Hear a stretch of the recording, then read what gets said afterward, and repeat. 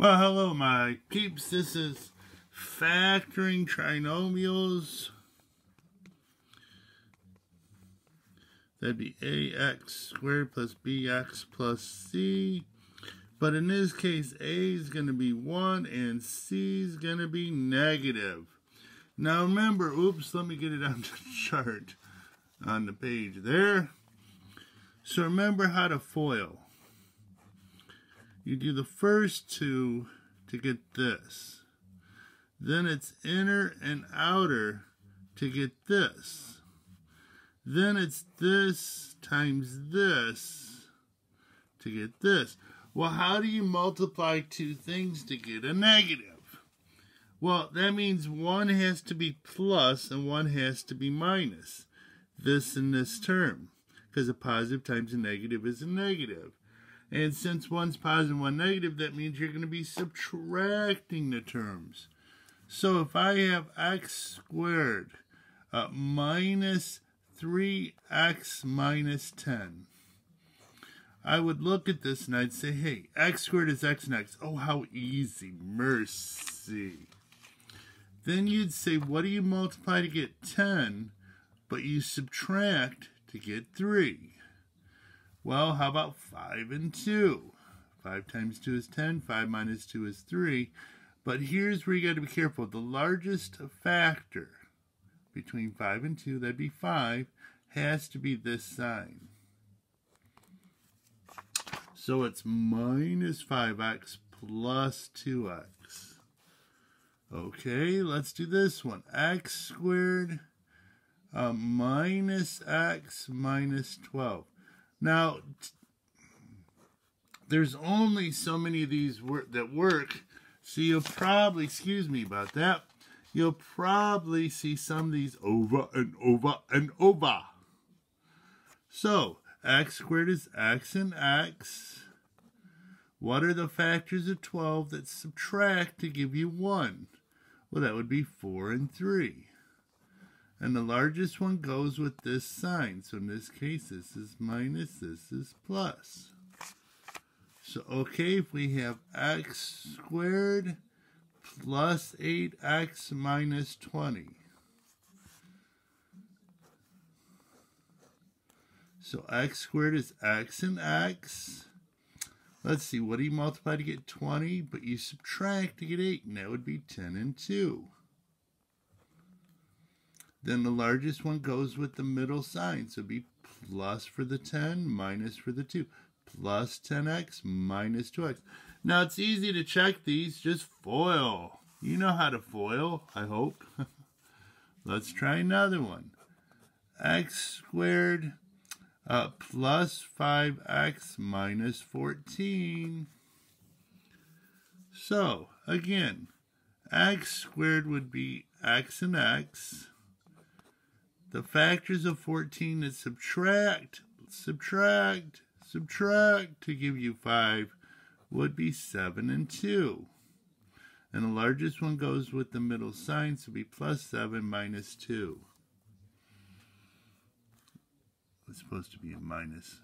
Looks like an equals. So x squared, let's see, minus 5x minus 24. Okay. So x squared is x and x. What do you multiply to get 24, but you subtract to get 5? Well, that would be 8 and 3. So the largest one has to go with this. So this would be plus. Let's do one more together. X squared plus x minus 90. Ooh, that's a big number. So x squared is x and x. What are the factors of 90 that subtract to give you 1? How about 9 and 10? And the largest combination has to go with this sign. So this would be plus 10 minus 9. Try a couple on your own. X squared plus 2x minus 8. x squared plus 6x minus 40. X squared minus 5x plus 50. And x squared, oh, I messed up. That should be minus 50. I messed up, sorry. X squared minus 14x plus 40. Okay.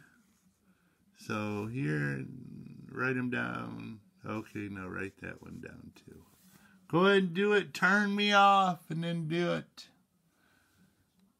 Okay. So, x squared is x and x. That should be easy. Last term is minus. So what are the factors of 8 that subtract to give you 2? How about 4 and 2? 4 and 2. And I want the largest one to go with this symbol. So, and again, just FOIL it to see if it works. So x squared is x and x, yes. The factors of 40 that subtract to give you 16, how about 10 and 4? Largest one goes this, so it would be plus 10 minus 4. So x squared is x and x. Last term is minus, so what are the factors of 50 subtract to give you 5? 10 and 5. So that'd be a minus 10 plus 5. Then the last one, let's see, the factors of 40 that add up. Ooh, I tricked you. I tricked you. Add up to get 14. Add. So x squared is still x and x right now. And what do you multiply to get 40, but you add to get 14? How about 10 and 4? So both signs are the same if the last term is plus. So did I trick you? I tried. Well, we pretty much have done this before. Now, let me show you one more problem, and then we're going to skedaddle.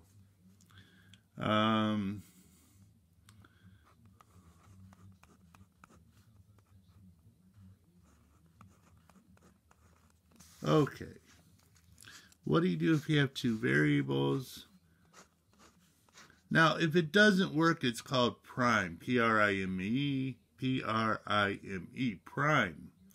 Means you can't factor. But on a test, I don't like primes because most people mess up. So x squared is still x and x. Y squared is part of your second term, so it's part of your second term, y and y. And what do you multiply to get 20 but subtract to get 8? How about 10 and 2? And the largest one goes with this sign, so it'd be minus, and this is plus. Okay, well, have a good day. I feel kind of icky, but bye-bye.